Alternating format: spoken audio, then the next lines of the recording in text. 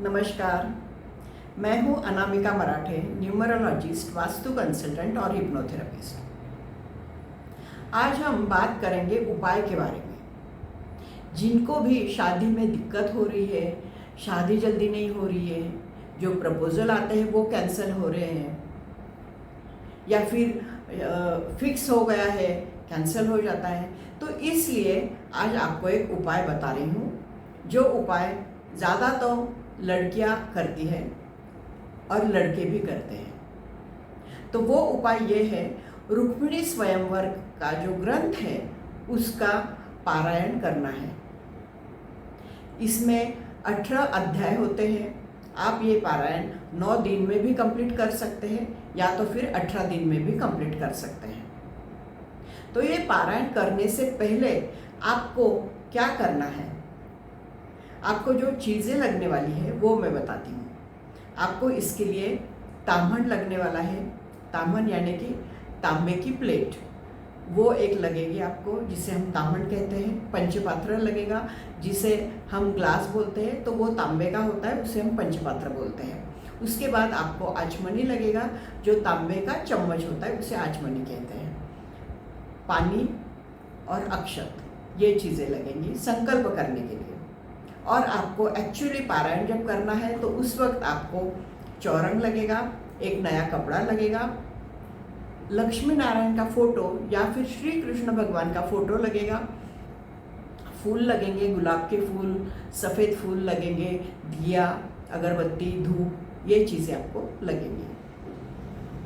तो आपको सबसे पहले पारायण शुरू करने से पहले, ग्रंथ पढ़ने से पहले आपको संकल्प लेना बहुत ज़रूरी है।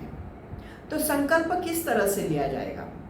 तो आपको जो मैंने चीज़ें बताई है उसमें पानी भरना है आपको, और ताम्हन जो है वो सामने रखना है।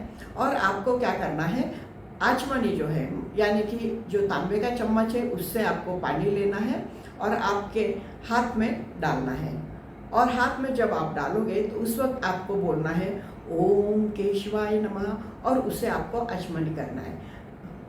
तो ये पानी आपको पीना है। उसके बाद आपको बोलना है ओम नारायणाय नमः, फिर पानी पीना है, ओम माधवाय नमः, फिर पानी पीना है। और चौथी बार आपको पानी डालकर ओम गोविंदाय नमः, और वो ताम्हन में छोड़ना है। चौथी बार जो पानी होगा वो ताम्हन में छोड़ देना है।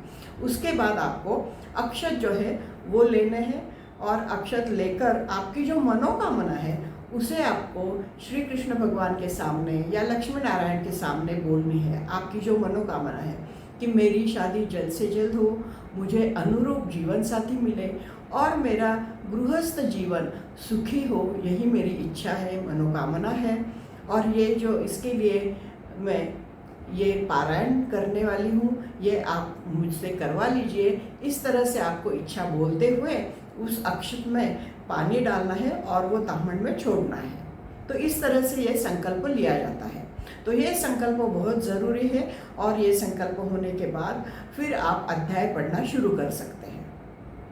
तो इस तरह से आपको ये उपाय करना है, और ये आप 18 दिन में कंप्लीट कर सकते हैं या तो 9 दिन में कंप्लीट कर सकते हैं, रोज़ 2 अध्याय पढ़कर। और ये जो पढ़ना होता है ये आपको सुबह उठ के ही करना है, मतलब अर्ली मॉर्निंग आपको उठकर इसे करना है। नहा धो के आपको अच्छे से फिर इसके लिए बैठना है पठन करने के लिए। और ये लगातार 9 दिन या 18 दिन करना है, इसमें गैप नहीं होनी चाहिए। तो इस तरह से इसका पठन होना चाहिए। और ये जब कंप्लीट हो जाता है तो इसके बाद एक उद्यापन होता है, वो करना है।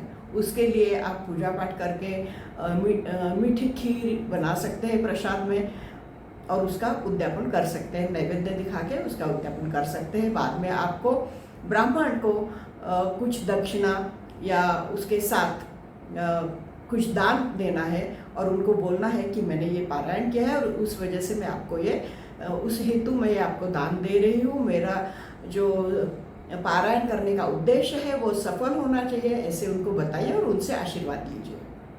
तो ये उपाय आप शादी के लिए कर सकते हैं। तो आपको ये जानकारी कैसी लगी मुझे कमेंट करके ज़रूर बताइएगा, और इस वीडियो को लाइक कीजिए, शेयर कीजिए, और आपने अगर सब्सक्राइब नहीं किया है तो प्लीज़ आप सब्सक्राइब कीजिए। Thank you. मिलते हैं अगले वीडियो में, तब तक के लिए बाय बाय।